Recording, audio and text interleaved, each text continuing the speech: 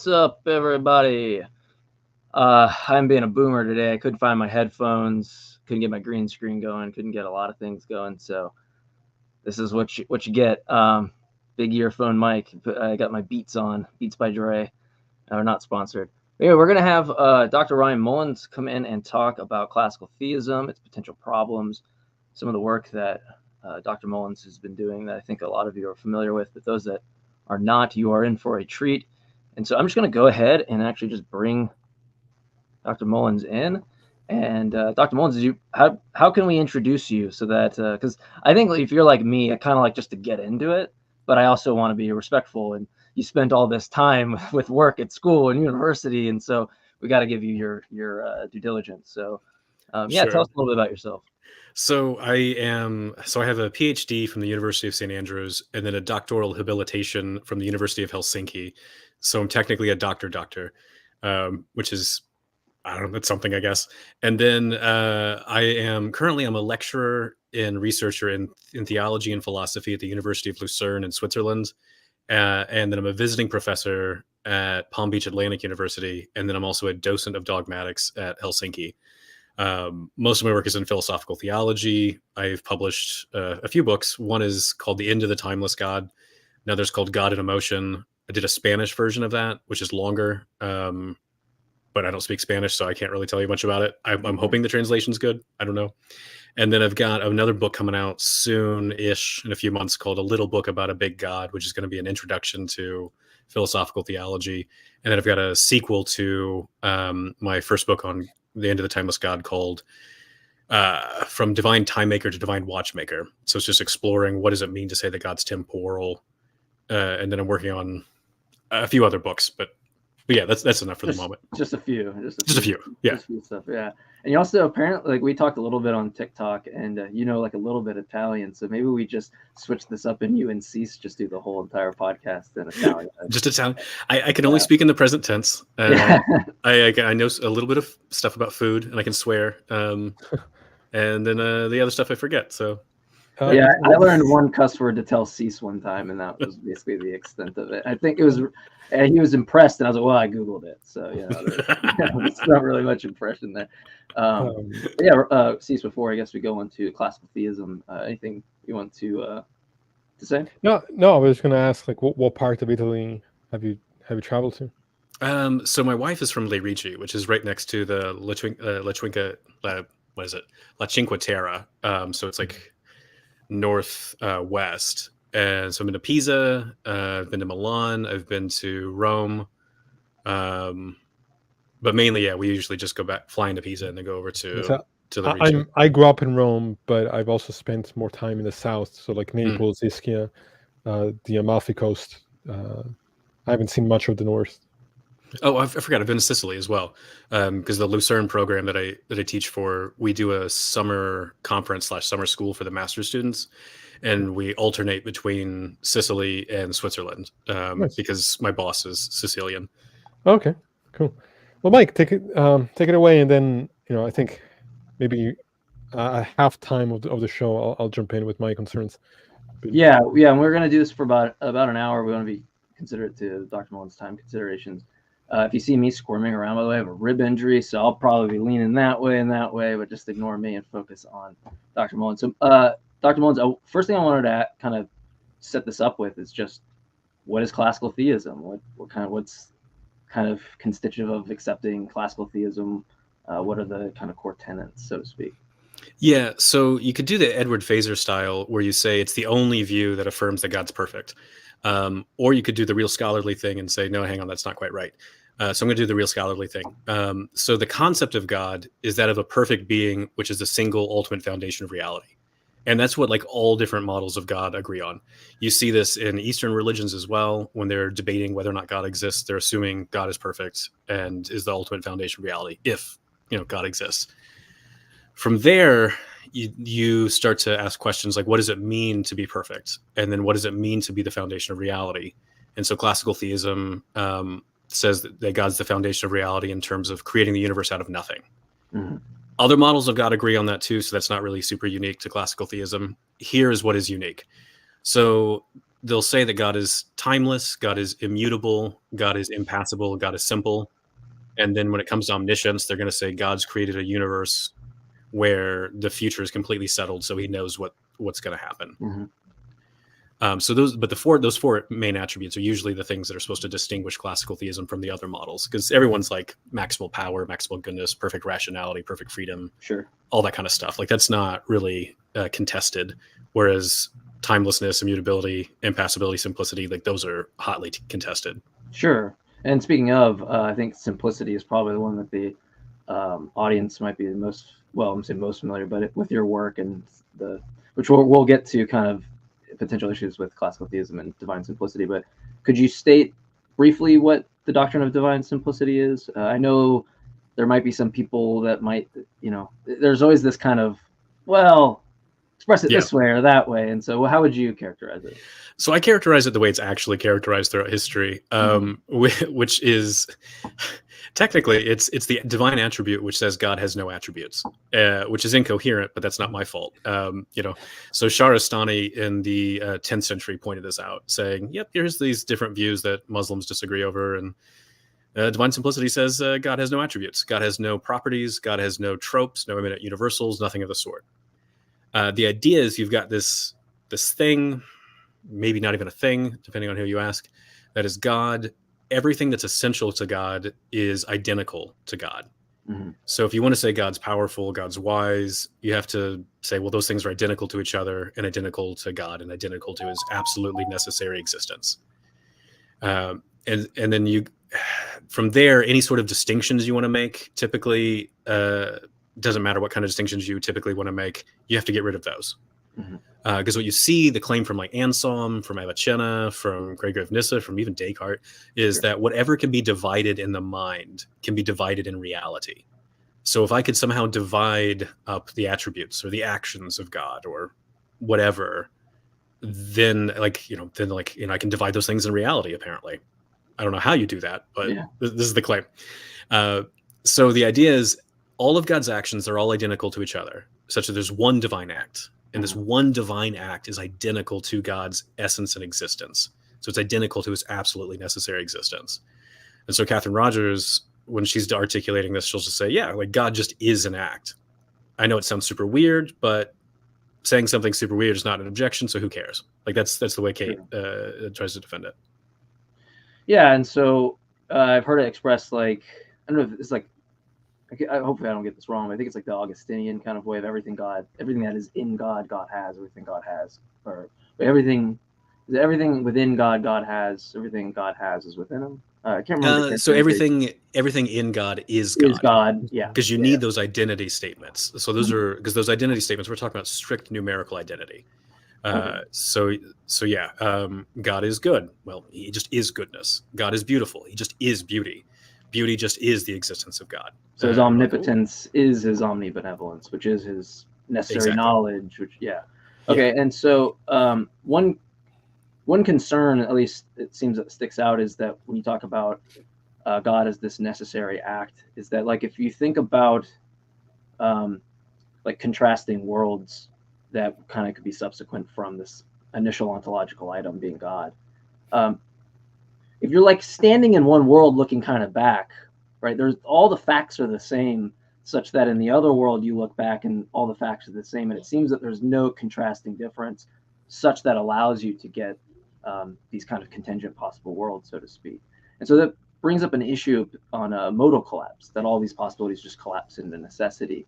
And I know you've done some work on that, so could you take us kind of through the modal collapse issues? And then I know Joe's given a response. We've talked about this briefly, and I think you think that might go wrong because it's not actually a characterization that classical theists are going to want to hold to.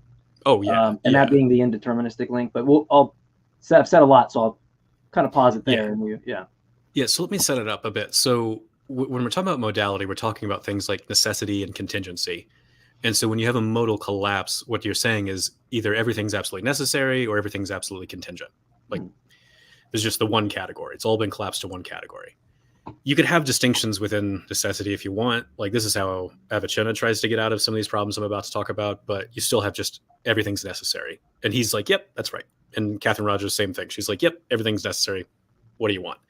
So here's what you do. So you focus in on several different claims that classical theism explicitly endorses. So one of the things they endorse is what's called the infallibility of omnipotence. Mm-hmm. If God wants to bring about some state of affairs, he's going to get it. Like it just has to obtain. If he wants a dank ice cream, he's getting the dank ice cream. He's going to get it. Exactly.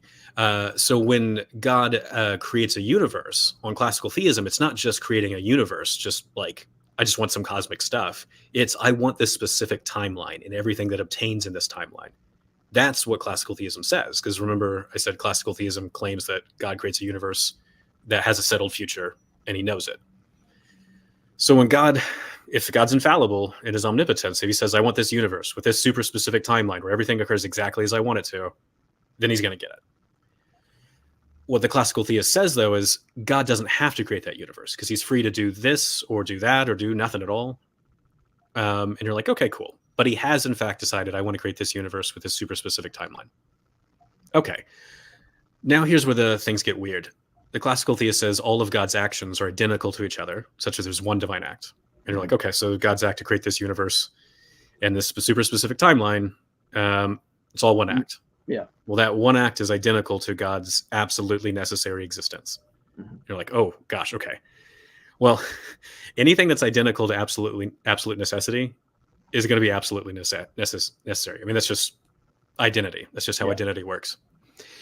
And so what that means is God's act to create this universe is absolutely necessary on pain of violating the identity claims of divine simplicity.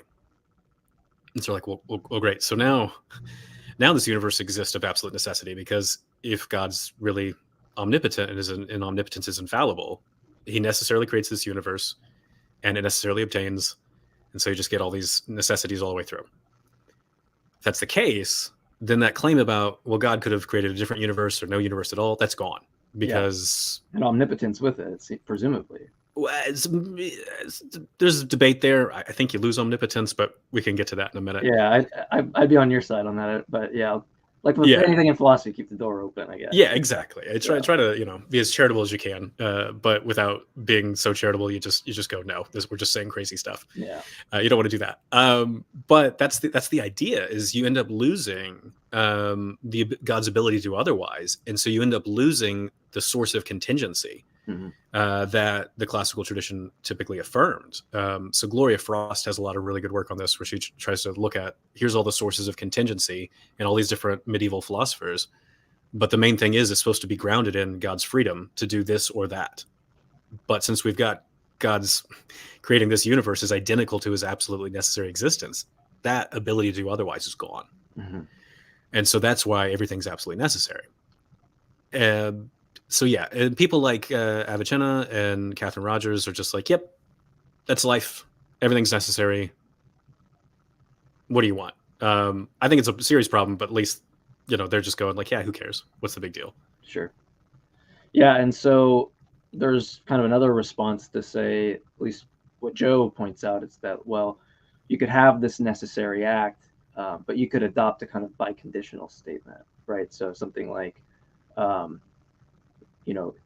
you could get some different effect if and only if there's some indeterministic link between God's necessary act and then, I guess, the effect that's produced. And so I kind of am curious, do you think Joe's successful on that? Do you think that this kind of goes with your mantra of I don't really advise defending classical theism by defeating classical theism? Does it fall into that camp in your perspective, or is it? Do you think Joe's onto something? Have you had to reconsider your work there, or how do you take that? When I look at it, like, it really is defending classical theism by way of denying it. Like, mm-hmm. you lose the infallibility of omnipotence, and that's like the first premise in my argument. And I'm like, well, here's what Aquinas and Scotus and like all these other people are like, yep, this is the view. And so I'm like, mm-hmm. You've lost that. Yeah. Here's why you've lost it. Because remember, the claim was, if God like acts to bring about X, then he's going to get X. Like whatever X is, like he's going to get it. On this indeterministic causation view, what you're saying is God wills to bring about something, but it might not happen. And I'm like, hey, let's think about that for a second. So God's like looking at all the universes he could create, and he's like, I want number 99. Out of all the universes, number 99 is pretty cool. I want that. He snaps his fingers, and then nothing happens. And he's like, ah, crap. Okay, let me try again. Okay, let's get it run. And he like snaps his fingers, and then like universe like 2073 like pops into existence. And God's like, oh gosh, that's a terrible universe. I didn't want that. Let me try again. And I'm like, hang on, is this really an omnipotent being? Yeah, like that's not an omnipotence. This is just nuts. I mean, that's just all it is, just plain nuts. What Joe and I have successfully done is push people, some different contemporary classical theists, to be like, yeah, this is what we want. And I'm like, really? You want to just say completely crazy things that make your view implausible? That's fine.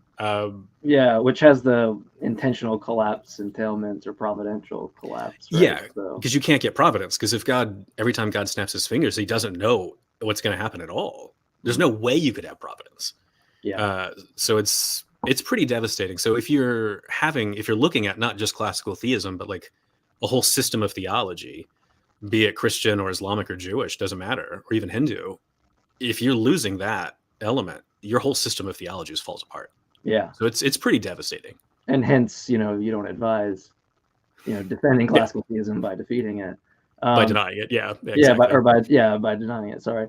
And okay, so that sums up a lot for me on the kind of modal collapse issues. I do want to, before I move on to kind of the aloneness stuff, a friend of mine, Amdir, has a question.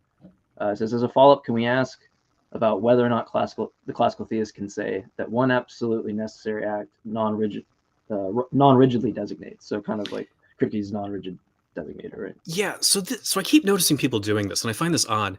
So that's a theory of reference, and we're not talking about references here. We're talking about like strict identity claims, like metaphysical like claims about God. We're not talking about references here. So all this stuff about theory of reference, I think, is missing the point and is talking about something else. Mm-hmm. Further, Brian Leftow pointed out, I think it was back in 2006, that if we're really focusing on the actual identity claims of divine simplicity, then they have to be rigid designators. Otherwise, we're not talking about identity.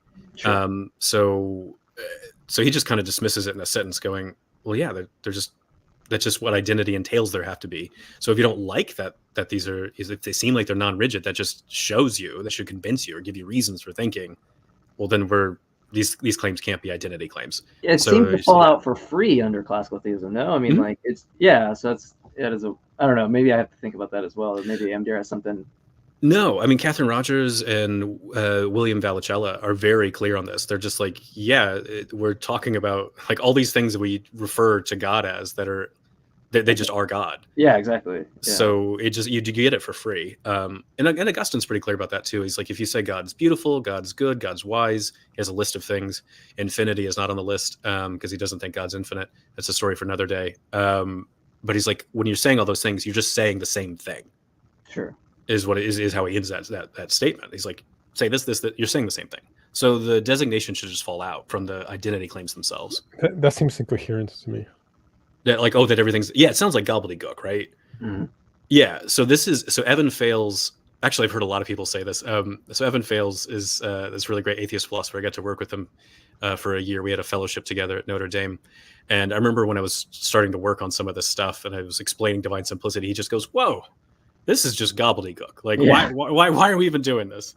And he's not the only one. So T.J. Mawson, he wants to defend a lot of classical claims, but doesn't want to go all the way. So he wants to give you timelessness. He wants to give you immutability. He wants to give you not impassibility, but something in the neighborhood. Sure. And then when he comes to simplicity, he has this hilarious line in his book on the divine attributes. He says, we should have just put our hands up and said stop to the whole conversation as before we got to this whole claim that all of his attributes are identical to each other. He's like, we should have just like been like, no, we're done with this. There's I mean, I've never been a theist or a Christian or a theist, but I've kind of seen like why someone would find that attractive in their theory, like prima facie, right? They're just kind of like thinking about it, but then until you kind of see the entailments, but I could see like why someone wanted divine, like. It makes sense from the best that I can do to kind of permeate the theist mind until you kind of look at the work behind it and how the framework itself kind of has all these kind of weird unnoticed consequences. And so speaking of like some strange unnoticed consequences that fall out from the view, let's talk about the alone world. Maybe you want to go into a brief summary about the aloneness argument, and then we can we're making really good time, so we might be able to get to timelessness before I pass it on to Cease for the kind of worldview comparison stuff. So yeah, how would you want to start that out? So remember earlier I said the concept of God is that of a perfect being, which is the single ultimate foundation of reality.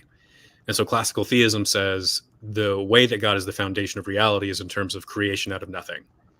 So creation out of nothing says that prior to the beginning of the universe, there's God all alone. There's some people today who want to deny that that's what that means. There's this thing called actual history that you have to look at, and it says, no, this is what that actually means. So this is the way, like, for example, Boethius, Al-Ghazali, and Moses Maimonides, so hit up all three Abrahamic religions. That's the way they understood creation out of nothing. Can I ask you real quick? Mm-hmm. What's up? Like, why does every time Gregory Pine bring up Boethius, he was just like, so have you noticed that? I do that every time I see him in a debate, he does that, and it confuses the shit out of me. I don't pay attention to that guy. Is that like a meme or like a thing that's going on between classical theists? I'm always like, seems like a very random thing to do to Boethius. But all right, anyway. It feels random to me. I don't get it. We did it in Joe's debate and somewhere else, and I was like, oh, this is a thing. Okay. Yeah, I saw it in the debate with Joe, and I was like, what is that? So I don't know.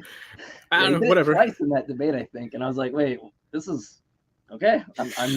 I'm not smartened up to the Boethius, But anyway. I don't know. But yeah, so the claim is there's a state of affairs. It's supposed to be a timeless state of affairs where God exists all alone without any universe whatsoever.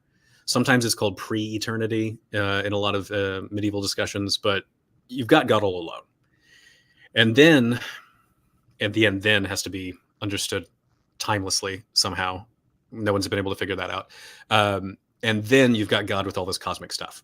Mm-hmm. So Joe and I focus in on that, plus the claim from Divine Simplicity that God has no accidental features. So God has no accidental features.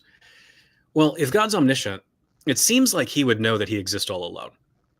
Like that's the sum total facts of reality are such that God exists all alone. Mm-hmm. And part of being omniscient is knowing the sum total facts of reality. Yeah. And if God plus a universe exists, well, then the sum total facts of reality are God plus a universe. So, well, God should know that. I think I'm going to stop reading any philosophy when that part's debated. I'm just like, all right, you guys can just argue about everything at this point. Yeah. Well, yeah. So it seems really obvious. If God's omniscient, he's going to know that the universe exists. And so what we do is we look at, the classical claim, again, like I said earlier, is supposed to be that God's free to create or not create, and he's free to create any number of universes. Doesn't have to be this one. Any way you go, God's going to have some sort of accidental feature because his knowledge is going to be, I exist all alone, but I could create stuff, or I exist with this universe, could create some other ones, doesn't matter. Either way you go, there's going to be an accidental feature about God's knowledge. Sure. You could do the same thing for God's actions and other such stuff, but we just focus on the knowledge. So in the alone world, God should know he's all alone, and that would be like the contingent, accidental feature of God. So that's the idea. It's like the simplest version of it. Yeah. So you point out God in the alone world has knowledge, right? He's identical to his knowledge, but it turns out that in the alone world, right, it's not necessary that God is alone, not just ontologically prior, but just alone, right? Right. And so that falls out that God has contingent knowledge, which he's identical to, and that's a no-no. And so right, because contingency can't be identical to necessity. Sure, yeah. And so in one of the premises, God has an accident. I always like to, when I explain this argument to people, to call it the God wet the bed argument, because you guys have the languages, so God has an accident. And so I always call it the God wet the bed argument. I like it. The alone, I have to admit, I know Joe and you want this to further the discussions and not bash, classical theists over the head, but I will probably lie if I said I wasn't guilty for once or twice kind of using the aloneness argument to bash them over the head with. I mean, not in a negative way, I don't think, and just kind of like, hey, I think this is a problem, and I want to see how you address it. But and that kind of gets me to Christopher Tomaszewski's work. Mm-hmm. We've briefly talked about that. Is there any work? I'm not as familiar with his work. I know that he obviously takes issue to a lot of the aloneness stuff. So, do you think you could kind of explain what his issues are, or maybe just in general issues that other classical theists have and what they're trying to do to get around this, so we can? So the three main moves I've seen well, there's a few main moves. One, so what Tomaszewski does, he does a few things. So he focuses on the modal collapse argument. So he's published on that. Okay. And what he does is he articulates an argument that I and Brian Leftow and like, I don't know, basically an argument that I don't know anybody who's actually endorsed it, and then declares it invalid. And I'm like, okay, well, don't say this is my argument, Brian Leftow's argument, because it's not. Like, Yeah. Sorry, bro. And then he gets into this muddled kind of discussion about rigid or non-rigid designators. But I'm like, well, Brian Leftow already addressed all that, so we mentioned that earlier. Yeah. So I'm just like, if you look at the actual claims of classical theism, I don't know what you're up to anymore.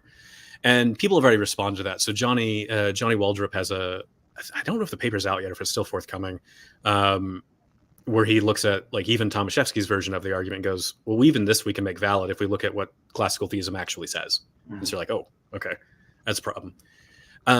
Another move you could make is with the aloneness argument, you could say God's knowledge is exactly the same across all possible worlds. Mm-hmm. And I'm like, what on earth does that mean? Because surely a world in which a universe exists plus God, and a world where it's God without a universe, or God plus a multiverse, those should all be different knowledge states. Yeah, I was so confused. Wait, yeah. So his claim is that the knowledge would be the same across worlds, but there's a contrasting difference across worlds, right? Yeah. So one move you can do to try to be like, nah, it's not as bad as you think. You could do this weird thing that Eleanor Stump does, where you say it's just a completely different modality you don't understand. But what Brian Leftow and others do is go, we can translate this modality into possible world semantics. It's the same. So yeah. Another move you could do is you could just invoke these magical Cambridge properties and just say everything's a Cambridge property. Sure. I don't know what that means. It's the rage today. Yeah, it's all the rage. All the rage. So TJ Mawson says like these are just these weird pseudo Cambridge properties, and creating a universe is just not that, because Cambridge properties are supposed to be these relational properties, and creating a universe, like that's something intrinsic to you. Like you perform an action and bring something about, like that's intrinsic to you. It's not a relationship, just a merely relationship.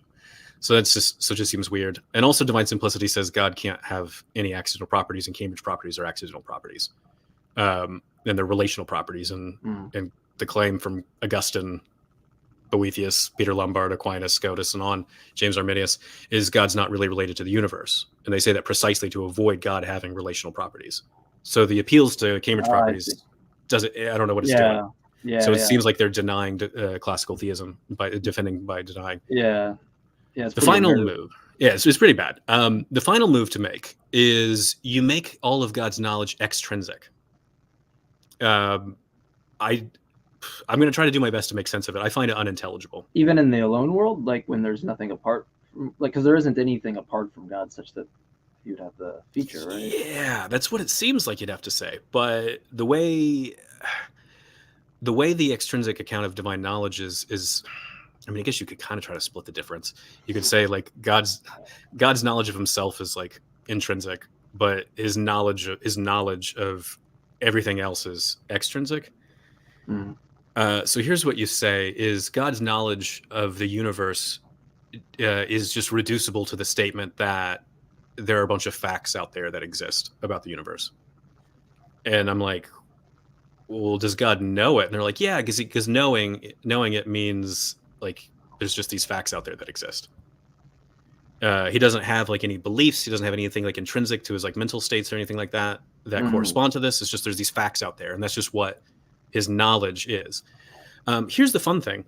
So I am omniscient. You guys did not know that, but it's because I have extrinsic knowledge. Yeah. There's nothing internal that you can point to me and be like, well, do you know what's going on the other side of the universe? No, but there's a fact out there.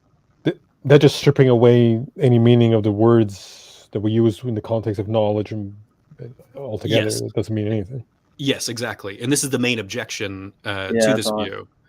And so W. Matthews Grant has a whole chapter on it in his book on universal divine causality, where he tries to address this unintelligibility objection. And when I got to the end of it, I really felt like I've lost even more of my grasp on what this was supposed to be. So yeah, I don't know. I think it's just super weird, and I don't really know what it means anymore to say God has knowledge, because it seems like I can easily get omniscience the same way, I, and I that's have not the right. I have the same problem you're expressing when I hear the words "God exists outside of space and time." Mhm. I have the same problem there. Well, that actually would Mhm. segue us in really well to the Mhm. timelessness stuff. But I want to be respectful to Cease as well, Oh, sure. and divide the time as best as I can. So we can. I don't know. Do you want to Cease? Do you want to kind of just start with that and then move into the kind Yeah, of I toy mean, model world comparison talk? yeah, I want to hear what Dr. Mullins you have to say about timelessness, and then I would like to understand why it is you think that there are good reasons to believe in God. We're Mhm. talking backstage a little bit about that because my perspective is exactly the opposite. Right. So maybe we can compare worldviews, and maybe I can understand better where you're coming from. Yeah. So let me define what eternity means and what timelessness means, and then we can start getting into the exact problem that you raise. So to be eternal is to exist without beginning and without end.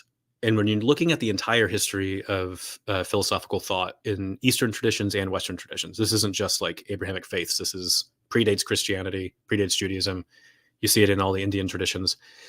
You see this debate about, is that eternity a timeless eternity or is it a temporal eternity? So if you want to say God's timeless, you have to go above and beyond saying God exists without beginning and without end. You have to say God exists without succession, so he doesn't do one thing and then another.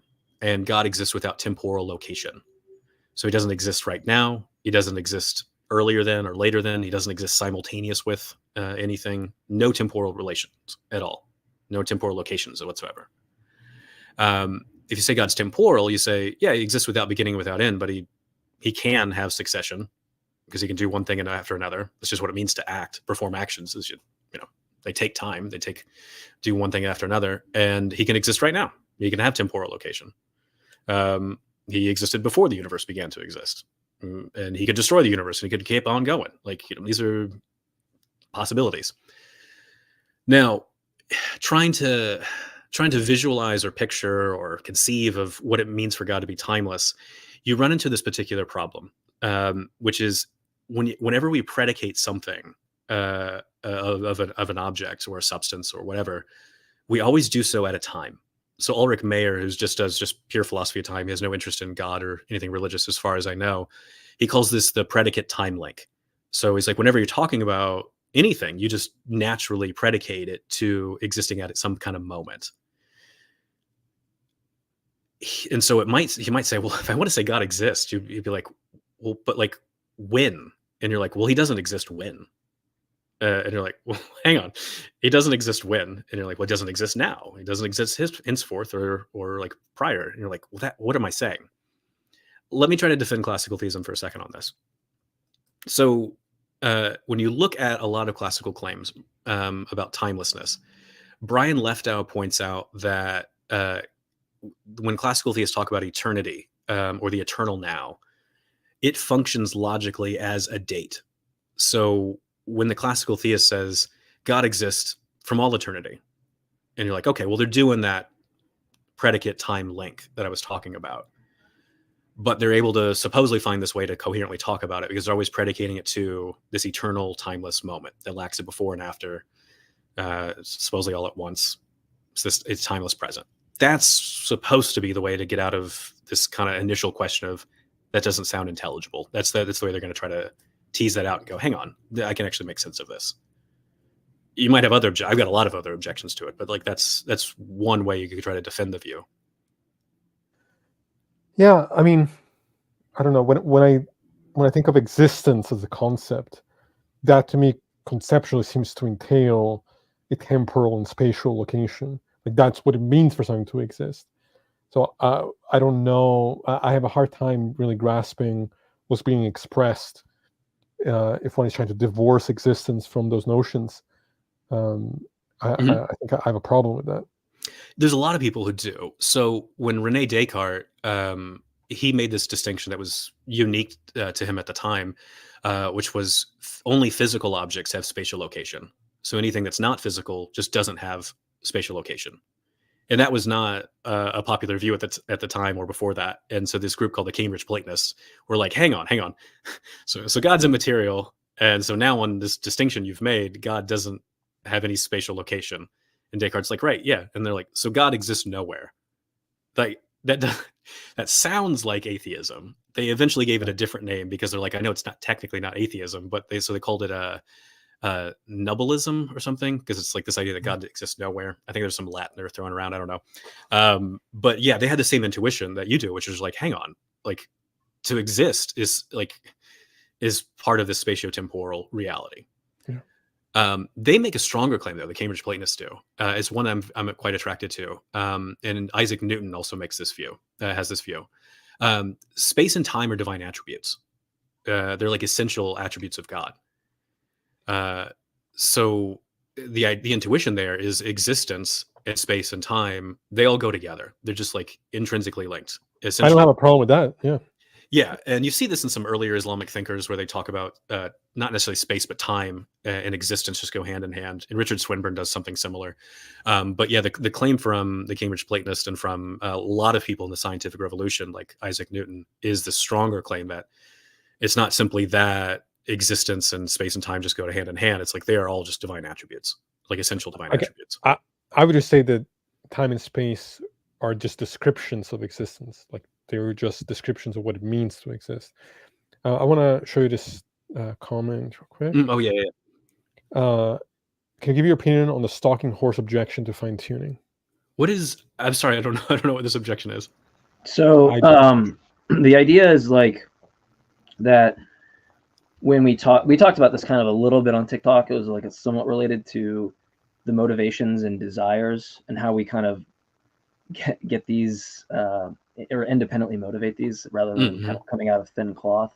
And so it seemed like Malpass kind of brings up this idea that look, if we have this kind of mysterious desire to kind of pick out one of the kind of infinite worlds the constants could be, it just seems like the naturalist could just have this mysterious disposition, right? Just have this stalking horse and say, well, look, life just has, the initial state, let's just use Oppie's view or something, has this like dispositional property such that it's geared towards selecting for or whatever that world with those constants such that they bring about life. And so you would just be doing like kind of this ad hoc move of just kind of putting in what you seek to explain in the explanandum into your explanans, as I think the kind of idea. No, that makes sense to me. And if the theist keeps playing the mystery card, then, because my main objection to Oppie's move is to go, this is incredibly ad hoc, and I don't think it really satisfies the principle of sufficient reason. We can get to that in a bit. But if the theist keeps playing the mystery card and won't explain like some plausible reasons why God would not simply just create anything at all, but create this universe over another one, then I say like you just go ad hoc all day long as a naturalist, because it's not too hard to parallel it. Because if the theist is going, I don't know, it's mystery, then why can't you just be like, well, I don't know, it's just is like and then you'd want to say, well, look, my just so story is simpler than your just so story, right? But I don't think that anybody should be doing that move, right? Like on either side shouldn't just be like, well, hey, I'll just kind of bake in what like, why does this thing exist? Okay, well, because I can just put that into the explanans really easily. It's pretty easy to do. I think that's a good segue to kind of get into this comparison of worldviews, because from my perspective, I'll just give you kind of my summary of why I'm an atheist. I've not seen any convincing argument or what I would consider evidence that grounds the theistic claims as being anything but imaginary. And when we think of explanations, I think that an explanation should be more than a speculation or a possibility, right? There should be something there, whether it's connected to potentially kind of predictive power of some sort. There should be something there that can be shown to be more than just a story or ad hoc or making unnecessary assumptions. And all I see theism do is make assumptions that I think are necessary. You mentioned Oppie's view about being ad hoc, but to me, the idea of the initial state is just the rational conclusion from the observation that the concept of nothingness is incoherent. And that is, I don't need to know what the initial state looks like. I just need to know that it cannot fail to exist, because nothingness doesn't make any sense. After that, I'm in the dark about what is what, and I think that any attempt to construct some narrative is going to be speculative, Mhm. and that's not particularly interesting to me. What is it about theism that you think succeeds and should be the position to hold as opposed to atheism? Yeah, so let's stick with like Oppie's view for a second here. So Oppie's going to grant like something like the principle sufficient reason. So I've actually got Oppie's his PSR. It goes like this. He says, the occurrence of every event and the existence of everything has an explanation. If the event or thing is necessary, the necessity of the necessity is the explanation. If the event or thing is contingent, then you need to find an explanation that's ultimately in something that is necessary. So that's what Oppie has, and then he wants this initial state to be the necessarily existent thing, and there's lots of like reasons why you extrapolate back to that initial state, and I'm happy with that. Like that's quite fine. Here's the thing: so when you're looking at that initial state, say it's the singularity, or if you're a Buddhist or like some versions of Taoism and some versions of Buddhism, you call it the egg. So there's this egg that's just there. And it just has this indeterministic characteristics about it. And for no reason whatsoever, it just goes crack or bang or whatever. And then everything else in history follows from that. And so this is like Oppie's view. He doesn't call it the egg. But I've been reading a lot of Buddhist and Hindu literature lately. And so they call it the egg. But Oppie's is this singularity that goes bang. Here's a question that I haven't seen an Oppie answer. And I've not seen anybody bring up. If something is a necessary being, like the initial state's supposed to be, it cannot cease to exist. It has to exist. But once it goes bang, where does it go? When the egg cracks, what happens to it? Yeah, I think because he takes an Aristotelian branching modality, so it's just necessary. Like that initial state couldn't fail to exist at T0. But that doesn't mean that subsequent from T0 that it has to continue existing. Right. That is a weird kind of necessity. So what's the thing? So the states are about like a state of affairs just reduces down to like the substance of the thing. So like what's the thing?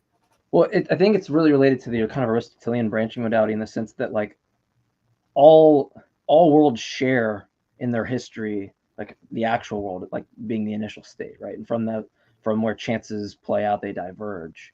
Yeah, and so I like that. Yeah, there's a lot of like I think there's a lot of people who hold that view. I can't think of them off the top of my head, but yeah, it's a view that I prefer over like the sort of temporal modality. I prefer it over possible world semantics. Yeah, and so I guess I'm wondering maybe I should just dissect kind of where you're, given that there's like this initial state, and then let's say like maybe we just say everything is necessary or whatever. The subsequent event, it seems like you would want to say that it entails that it would have to continue existing, but I'm not really sure why that's the case. Like it doesn't seems like it's fine to say that initial state exists in all possible worlds, but subsequent to its effects, it just no longer exists, or it changes, or it's a dispositional change, or something like that. Right. So what the PSR and even like Oppie's version of it, it's supposed to get you to like, I don't think just simply an initial state, but like it's supposed to get you to like a necessary being. Like that's the foundation. And then you have this debate over what is the characteristics of that necessary being. And so what Oppie does is this really brilliant move where he tries to make that thing parallel everything theism wants to say without it being theism. Like, right? Mm-hmm. Like it's got these indeterministic qualities. So that can explain why any number of branches would follow from it. And you don't have to appeal to like minds and reasons. So it's like really clever. But if it's really a necessary being, not just a necessary state, because a state of affairs is just like the substance that exists at that time. How are you defining being here? A being is a substance. Okay. Well, I think he's looking at it like on the view that the theist has. Like you would agree, God creates the initial state. Well, I guess you're. Well, I think God is the initial state. God all alone is the initial state. Yeah, I mean, I'm thinking of people that would say like the initial state of the universe, right? That there's an initial state of the universe, and I think Oppie's just wanting to say like, look, under this view, it's contingent, and you don't get an explanation on why God wants this, initial state rather than any other one, and so on the explanation front, it doesn't seem like it's you have this brute contingency, and then you had to have this kind of philosophical or ontological cost, or jeopardize your ontological economy in God. Whereas the more preferable view is to kind of place the necessity in the initial state, which is the datum that the theist and the naturalist agree on. I think that's kind of the way I've always understood it, was that like, this is data that you think already exists, but to posit that it's brutally contingent doesn't seem like it's getting you the simplicity and the explanatory breadth that you. I also want to add something to that, which is when we look at the state of affairs, right? I think it's better to acknowledge the places where we don't have an answer or might not have an answer, than to, I think, is worse is to, I think, make up an answer that, from my perspective, is just pure speculation. I don't see making up an answer as functioning as a worthwhile explanation that then my worldview might be failing in constructing, because I think that I don't see a made up answer to be preferable to just acknowledging I don't know the answer to that question. Sure. No, I'm quite happy with that. But what the OPI move is doing is speculating based on some basic principles that we use to do all our sort of speculative investigations. I'm not sure. I'm not convinced that's the case, because I don't think, because isn't he only, well, I don't know, maybe I'm misinterpreting what he's doing, but it seems to me that what he's doing is just recognizing why something has to be the case, but not really constructing many assumptions or adding unnecessary ontologies on top of that. So what is he speculating there, other than just the recognition of the necessity? So what he's doing is he's like, here's a set of causal principles that he himself has defended in a lot of places, and they're causal principles that I'm very happy with, someone like William Lane Craig's very happy with, and he's like, okay, cool. So now let's extrapolate back, because now, and this is where we have to get the speculative part, because we can't empirically investigate the past because it's not there, it's gone. So we're start speculating based on these basic causal principles and explanatory principles that Oppie and someone like William Lane Craig both go, yep. And so we get back to that initial state. And then we have to start asking, okay, so you want to say there's some necessary thing there that explains everything that comes after it. What is that thing? And that's where Oppie's going to say, I've got a simpler story. I've got a better story than William Lane Craig's got. And so that's where I think the analysis comes in. And so what I'm asking is, I think there's an incomplete missing piece in Oppie's story, because you could say that initial state is necessary, but a state of affairs is reducible to something else. What is that reducible to? It's supposed to be reducible to a substance, its properties, its relationships to other things. That's just what a state of affairs is. So what if it's like a mereological simple on his view? It could be, yeah. And so that's what I've interpreted him like, because I thought he was following someone like Quentin Smith's view, which is the singularity. Is that, so we say the initial state, but what we're talking about is the singularity. He's on record as being fine with saying the singularity, or what you call it. I've always understood his point is to kind of say that, actually I'm pretty confident, at least on this point, that he doesn't think it's really relevant to have the comparison if there's not data which you both agree on, right? Like there's no point of me talking about angels and comparing the view, because like my theory doesn't talk about, I don't have statements I'm committed to about angels, or at least their existence. And so it sounds like what he wants to do is say, well, look, what data do we agree upon? Okay, well, the initial state, the God creates, or the singularity. Okay, well, I agree with that, and let's just kind of compare the views on what best explains that view. Exactly. And so, and so this is where I'm adding something new to the conversation that I've seen, which is, if say that initial state, what is the thing that the state reduces down to? It's that singularity that has these indeterministic causal powers. And so I'm like, okay, so that's the necessary being, because that's what the principle of sufficient reason is supposed to push it back to, is a necessary being, not just simply a state, but the thing that the state reduces down to. So a being. If that being, the singularity, ceases to exist right after, then it's not necessary, because the necessary thing has to exist. That's what it means to be necessary. I disagree with that. Yeah, I think I disagree with that. Go ahead. Two things. One, again, I think the necessity there simply at one time, it doesn't say that by this idea of metaphysical necessity doesn't entail that it continues to exist throughout all of time. It could be, or think of like a chair, like under necessitarianism, right? Like it doesn't exist up until some point, and then the chair could necessarily be destroyed.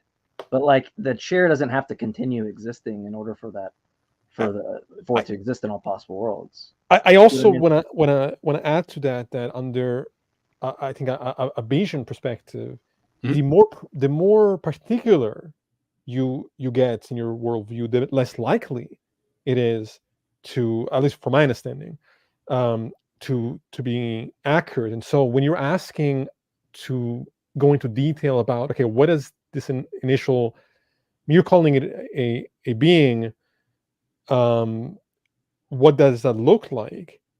I think any attempt to describe that is actually going to be detrimental to the view. Because that's odd. Because I think that given our circumstances, any attempt to describe the thing is ultimately going to be speculative, whereas posing or proposing the initial state as metaphysically necessary is not speculative. We arrive to that through sheer philosophy and linguistics. But following that move, anything would be speculative and therefore problematic. Okay, I think I see what you're saying. So I've got two thoughts on this. The first one is, if we're trying to come up with a theory that has actual explanatory power, we do need to be able to say something about like that thing that's doing the explaining. That's why Oppie tries to give you, it's necessary, it's got this indeterministic like powers and so on. So we need some sort of structure, some sort of analysis of that thing. Otherwise, we have no explanatory story. If the simplest, second thing is if the simplest view is one where we just go, there's this necessary state, it's got like, we can't say anything more about it. Well, Oppie's saying too much. So what we should do is we should go to something like Avicenna's view of God, where it's ultimately completely ineffable and unspeakable. So we should just go to that view instead, because you can't know anything about it and you can't describe it anymore. And I'm assuming you don't want to go that way. I would. Oh, sorry. I just want to see if you assent to this, because this is exactly how I'm seeing it. The necessary being exists at T1. All possible worlds share T1. Conclusion: all possible worlds share the necessary being. I think that's just what's being expressed. Yeah, but the idea is the necessary being, though. What it means to be a necessary being is that it cannot fail to exist. So this isn't just a simple claim about like modality or temporality, about like, does it exist in this timeline or that timeline? Like if it's a necessary being, it just means it cannot fail to exist, full stop. Well, so I think because he's going to want to say T1 can't fail to exist. It exists in all possible worlds, but that doesn't mean that it has to exist ad infinitum. Yeah, I don't. That's where I think like we're disagreeing. Because like think of the necessitarians' view. They're going to hold that it like my haircut was necessary or something like that. But that doesn't mean my haircut exists perpetually forever, right? It ceases to be.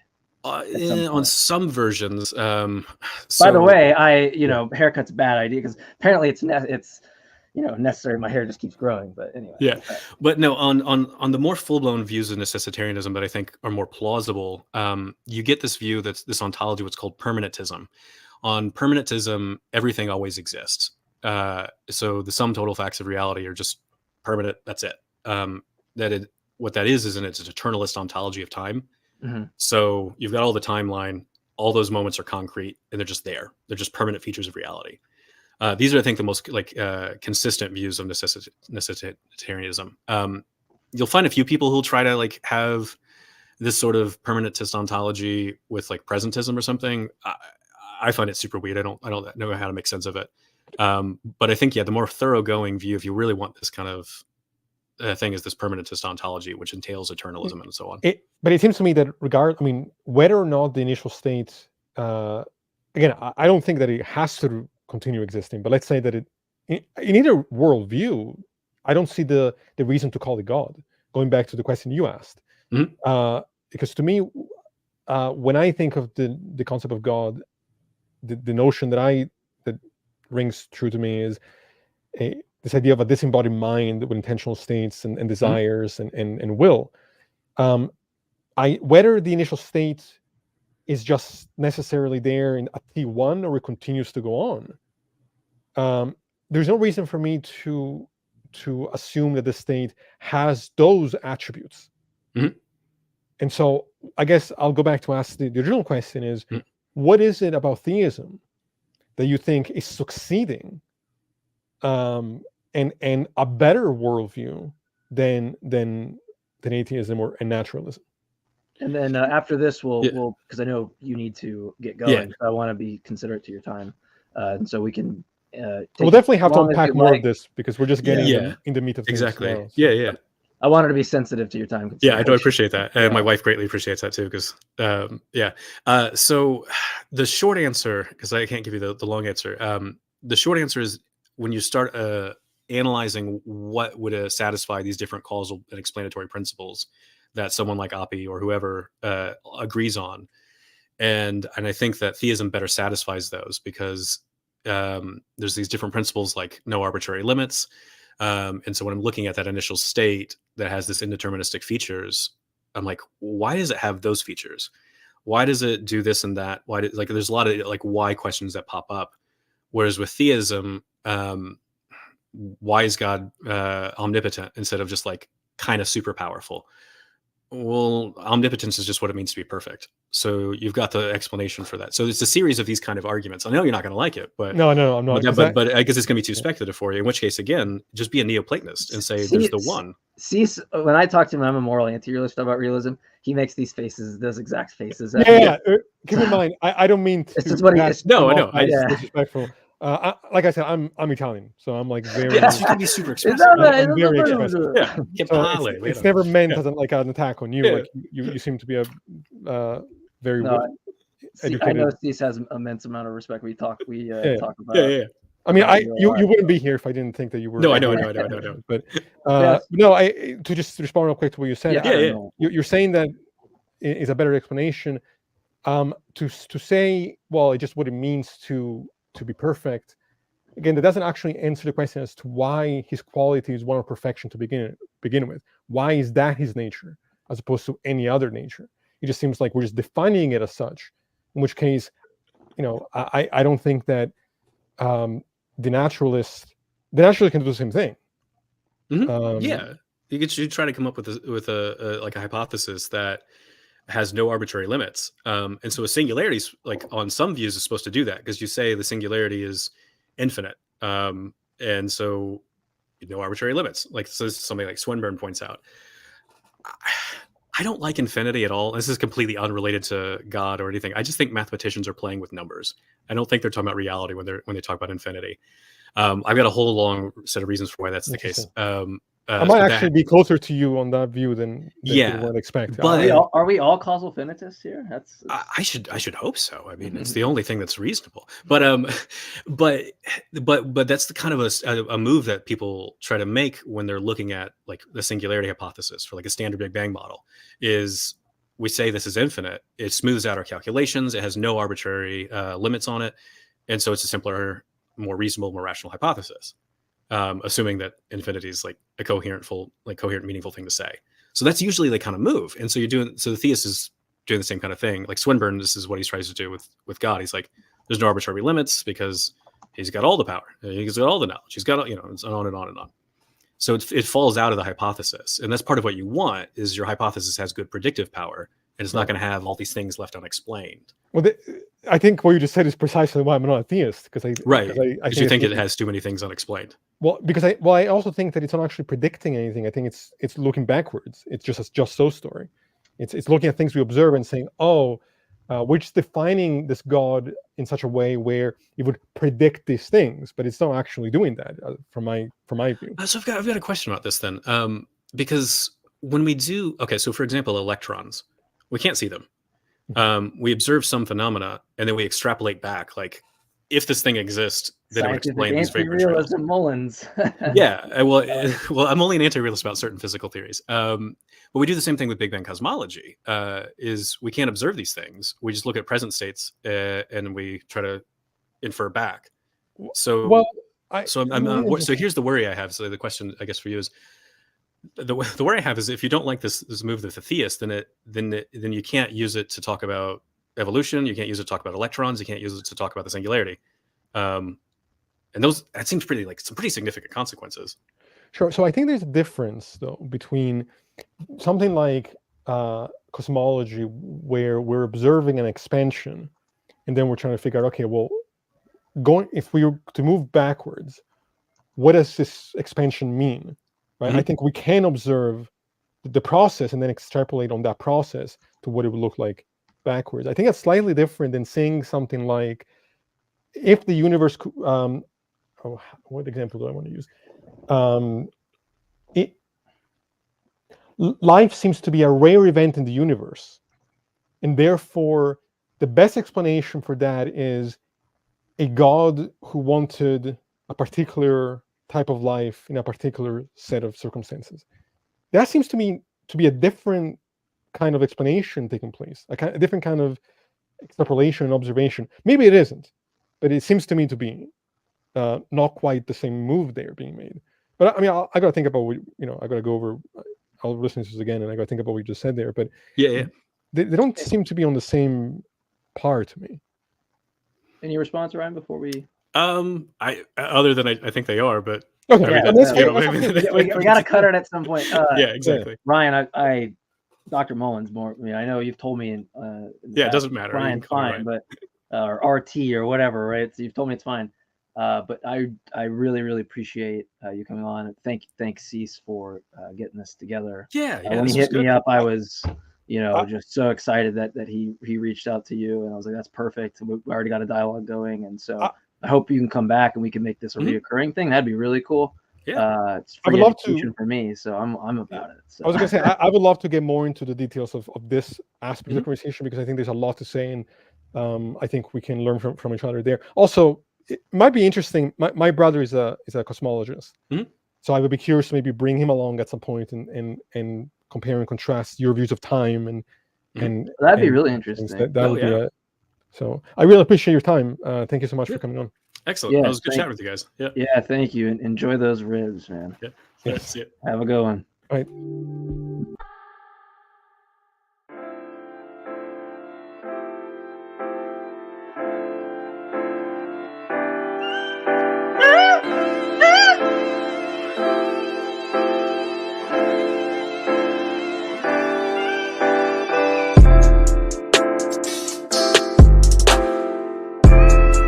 Yeah, we just threw down some philosophical stoner jams. You're listening to 95.5 The Deep Stoner Jams. Philosophical stoner.